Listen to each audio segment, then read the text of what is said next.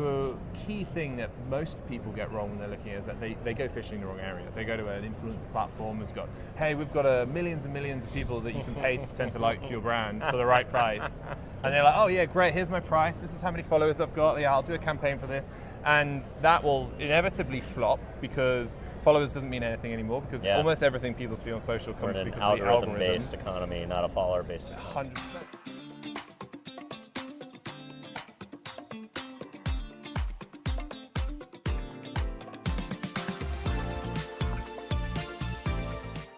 What's up, everybody? Welcome back to another edition of the Ad Podcast. We are here in Las Vegas, Nevada at the Mandalay Bay at the infamous Shop Talk. It's day one. I am with Paul Archer, the co-founder and CEO of Duel. Paul, thanks for coming on, man. Thanks for having me, Dylan. So tell me a little bit about yourself. Tell me about Duel and what brought you to Shop Talk this year. So I run a company called Duel. We're a brand advocacy platform. Work with some of the largest beauty brands and fashion brands in the world to help them grow through the power of the people that love them the most. So all about activating those advocates that sit within your customer base. Like most people are just really obsessed about, how much is a customer worth, how much they can spend. It's like they're actually not seeing all the other different word of mouth effects we can have, social media, conversations. So we're like, how do you actually track that? How do you engage with those people and build a community that actually powers growth? I love that. Yeah, so many people are thinking about like influencers and UGC, but how many people think of like who in my customer base is influential and which of my customers would be willing to create UGC for me if I were to give them something of value. 100%. And that idea of word of mouth is so important. It's one of the oldest forms of marketing. Obviously before social, people told each other things and they still do, and the best recommendation that you can have is from a trusted friend or a network. So it's always been infamously hard to track. So how are you guys thinking about word of mouth and how do you track that?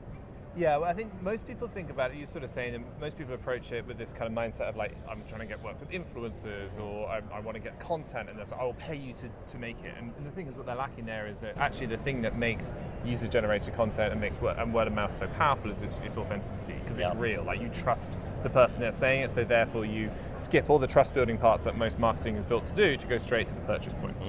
And so, like, the key thing that most people get wrong when they're looking is that they go fishing in the wrong area. They go to an influencer platform that's got, hey, we've got millions and millions of people that you can pay to pretend to like your brand for the right price. And they're like, oh yeah, great, here's my price. This is how many followers I've got. Yeah, I'll do a campaign for this. And that will inevitably flop because followers doesn't mean anything anymore because almost everything people see on social comes because of the algorithm. Algorithm-based economy, not a follower-based economy. 100%. And anyone who talks about followers or campaigns or macro or micro and nano is out of date. I mean, they're only out of date by about a year, but they're so fundamentally out of date. Everything they do won't work anymore. Wow. So the only thing that people have got left is to activate those people that are sitting within their customer base who are willing to talk about them, love the brand, know about the brand, have the product already, and then also are willing to get out there and talk about it, are active social media creators. And the number of people who fall into that category is like surprisingly high. If it's a Gen Z, we're looking at about 1 in 3, if not more. For older generations, it's 1 in 4, 1 in 5, but still like a huge number of people. So if you think I've got 1 million customers, you've got 200,000 people in there who are out there creating content. You need to activate, engage with them, earn the right for them to talk about you. But if they go out there and they post to, even if it's 1,000 people or 2,000 people, that reach is massive, and the ROI on it is incredibly high and so much more effective than any other channel that you're looking at when you can comparing it about paid media or ads or hyper targeted to try and allow a brand to shout at a person about how they're so great, or you can just let someone who already thinks you're great go out and do it for you. I love it. So how do you find these people? There's customer data, there's email addresses, sometimes you have SMS. You've got all your retail partnerships that are incredibly walled off generally from, the brands that are trying to sell through those customers. You've got your social media, people who are talking about you. You've got the people who are following you. You've got the people that are talking about you that aren't actually tagging you, the people who are talking about your brand without actually using the brand tag. So there's a lot of like levels of advocacy. Like, how do you think about the different levels of advocacy within this kind of ecosystem? And then the other thing is you don't ever want to distract your customer from making a purchase first, right? So customer first, advocate second, I think would be the way that I would think about it if I was a brand. Maybe you have a different opinion, but just kind of curious of how you think about that classification, but also how you make sure you're focusing on activating your customer and generating the most LTV out of their purchase potential versus before you start getting them to advocate on your behalf? Well, if you want someone to talk about their experience of using your product, you should probably start once they have your product. Great point. So therefore, that means you kind of cut out that they didn't get it mailed to them for free either. No. Or they you're looking for someone who's actually a customer, and look, almost every brand has customers. So you go to where they are a customer, and then you signpost to them that, hey, we'd love to work with you if you would like to post about us, talk about us in public. Generally, if you're saying, hey, are you a creator? Would you like to join an ambassador program? Do you want to join an affiliate program? They'll sign up and they'll get involved with it. But the crucial thing that you're working for there is that they like the brand in the first place. They are opting in. So no matter how targeted you get with like refining it and cut and slicing it and around actually identifying the perfect segment, the most important element is that they want to do it for you. So it's about just saying, hey, we've got this. Are you interested in signing up? You'll get some free stuff. Maybe you can get paid for talking about us. And if they think you're great and they like you, then they're going to put their hand up. And it's a smaller percentage of your customers than not everyone, but it's still 5, 10, 15% depending on how passionate people are about what you do. And then once you've got them in, then it's about engaging with them, and it's about embracing them, empowering them to talk about you, but not to segment them and cut them off. What a lot of people do is like, ooh, you're not on brand, which is basically saying you're not good looking enough. Yeah, or you're not my customer. Exactly. You're like, well, I would actually quite like. Oh, you're this age, but I actually quite like people to think that my customers this age, even though they're all mainly the same age as you. And it's just like, so that's not how. Yeah, there's brand works. Perception versus brand reality. Right? Exactly, and marketers are always trying to switch it. And actually, the idea of just empowering someone who's not perfectly on brand is quite tricky. But if you get that person to talk about you, but it's a part of a community. So they are just a segment. They may be the largest segment if that's the brand, but you'll have other segments who are incredible content creators. You have a larger segment who are not incredible content creators, but want to get out there and will send high converting traffic to your site. Also super valuable. You shouldn't be pushing anyone away. You should be embracing them and allowing them to be a part of this community. We love them all, but we just love a few a bit more. And so celebrate them, give them more rewards and get involved in that bit. So that's the idea of getting in there quite tactically. And so when we work with a lot of brands, when we go through, we push away like about 80% of people who try to work with us because they're not willing to really get involved and embrace the idea of advocacy. Yeah. And it's actually kind of a bit of a code of conduct or a little bit of like an agreement to where like, hey, this isn't just a contest. Like we are looking for legitimate folks to be advocates and ambassadors, and it's kind of like a job, maybe not a full-time job, but it does have some requirements and expectations. Well, 100%, and the key thing is that you want to be there. You're not just doing it for money, you're doing it from a passion for the brand. And it's the same thing for us when we work them from Duel's perspective, is that most brands aren't willing to do the work. It's like, actually, building a community is hard, it takes a long time, and the returns aren't immediately in front of you. And they're also multiple. Some of them are about revenue, some is about creation of a ton of UGC, some is about the reach and exposure you get, and sometimes it's all those combined together.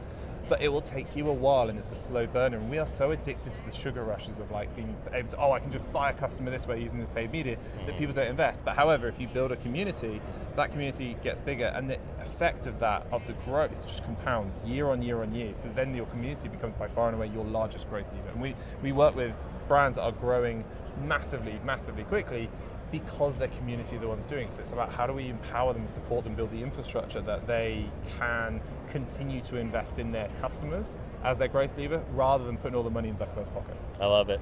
I think about user behavior of like an advocate. My daughter's 10, or she was 10 when she first started doing this kind of stuff, and then now she's 12. And I remember like she came to me and she had this app and she's like, look, Dad, I'm a Bubble Cosmetics ambassador. I was like, oh, great. What does that mean?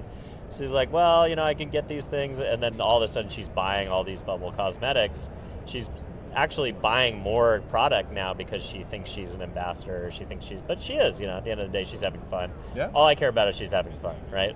So it's kind of like a game to her. It's like, I look at it as like, okay, this is like a video game.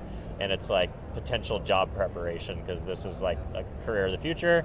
And then now she's 12 and she reached 500,000 people this week and she only has 5,000 followers. So, flash forward, it definitely, I feel like, there's value in that just from like looking at a parent, looking at a, kind of this whole like kid skincare craze. But I wonder if that's true of like of any segment. Do you see advocates, whether they're paid and or just part of the community, do you see them be kind of hyper customers too? Like they spend way more? Yes. Yeah, we see on average they spend 30-40% more than they did. Because if you think about it, actually what you're doing is you just want to bring someone deeper and closer to the brand anyway. Yeah.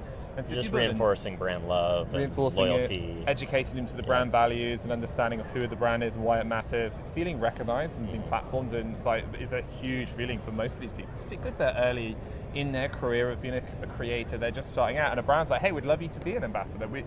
Most brands are selective, right? They're not letting everyone in. Right. And so actually by being selective, you're like, oh, okay, this is kind of cool. I've been recognized. And so therefore you double down on that brand with a lot of love. And so yes, they spend more, but the leverage of that person being able to bring in 10 new customers is so much more than just that sort of spend. And I think that, the ability for them to earn, we work with a lot of very large fashion brands and retailers, and in almost all of those, there is a few people who have just gone from having a small number of followers to, and still have a modest number of followers, and they've bought a house with the income that they're making from these things. That's amazing. They weren't professionals, they would just love the brand. They were like, hey, I'll do this, here's some links, and something about their content just cut through with the algorithms, and their affiliate links were just the one that just felt so real about what they're doing, and then they've actually built a bit of a career off the back of it. And so, crazy. You keep talking about community. When I think about community, I think about in real life just as much as I think about the digital world. How do you kind of activate this community in the real world? How do you build true community where they get to meet each other and build relationships with their fellow creators, not just with the brand? Because I feel like that's something too, like if I become friends with a creator and now we collaborate and we get together when we go to different events and music festivals and things like that, every time I think about my relationship with that creator, I think about the brand, I think about the person that introduced us. Yeah. So do you think about that IRL component as a component of community? Yeah, we look like it's something which it's always about the brands, them bringing it to life, and I wish they did it more. I think the brands have these incredible meeting spaces called their stores. and You're they're so just right. hugely underutilized. Yeah. It's just like, well, why don't you, even for loyalty, you talk about that, it's like, why don't you just stay open an hour later on a Thursday night for your super pop fans a bottle and your of loyalty, wine, pop put a some bottle cheese of wine. out, Exactly. let people try out some outfits that haven't come out to the rack yet. I mean, it's not like rocket science, right? Making people feel special is so easy yet never done, and that's the thing. Just people are just putting a bit of a bub because they're like, oh, we're going to cut costs. So think about it, no, the amount of money you're going to make from that, because they're going to go out and they're telling so many people, they're posting about it, they're tagging people in these experiences is just worth so much more to it. So that kind of magic experience happens, but we still do a lot of it. I think Victoria's Secret do a fantastic job of it. They've got their program where they've got thousands of these creators, and there is like the ability to be selected to be win a prize, so they actually get to visit the store, the shows that they do, but they have these viewing parties as well. So they've got creators who are coming together and watching the Victoria's Secret show when it comes out, and with their friends, and they're kind of supporting them, sending them a pack and things like that. So it's these little magic moments of surprise and delight. And I think it's one of the things that I always encourage brands to think about is this, it's not about ROI, it's about return on generosity. And it's like, I love that. Actually, what is the thing that's making you feel a bit uncomfortable about what you're giving away? And what is the return that you're getting for it? And this surprise and delight thing that you're doing, just throwing it in there, is often the thing that turns someone from, a customer or maybe a little bit of a fan to a massive advocate that will bring in 10, 20, 30, 100, 1,000 more customers off the back of it. And so but the thing is, most of those won't work. And that's the other thing that you've got to keep in mind is that you can't just track every single time that you send someone a surprise and delight pack, free product or whatever it is, because actually probably 9 out of 10 of those isn't going to suddenly generate a huge amount of things, but that one that proves the rule is the one that generates 1,000 more sales because whatever it is, it went viral because it got picked up and things like that. So I really encourage brands to think about not only the budget that they allocate around rewarding people within loyalty and within advocacy programs, but actually to view it as a customer acquisition budget. This budget should be coming from your ad budget. It's not, because a lot of people are like, oh, well, I'm sorry, I'm giving someone that's $100 voucher there. That cost me $100. It's like, no, that's not how cost of goods work. First of all, it costs you a fraction of that because your margin is there, and actually the ROI that you're getting on that is different. You're not discounting there, you're not giving it away, you're investing and rewarding someone in the same way that you would pay for an ad or would pay for a media buy in the same way. And I think getting that piece over the line and have that mindset of generosity, putting product in people's hands, so they're wearing it, they're talking about it, they're using it, that is the secret to getting people like that love and getting people to talk about you a huge amount online. I love it. All right, so if folks want to learn more about you or connect directly, where would you like to set them? Oh yeah, so I'm Paul Archer. You can find me on LinkedIn. The company is Duel.tech, T-E-C-H, and the company is DUE.TECH, and the website, you can find us there. We're based out of New York. We've got a space, House of Brand Advocacy, where all our brands can come, they use it and put on events, and we've got our own community there. So also you can follow my podcast, Building Brand Advocacy, which is all about the world of advocacy, interviewing some of the best brand builders in the world. Let's go. Thanks for coming on, man. Appreciate you. Cheers. All the best.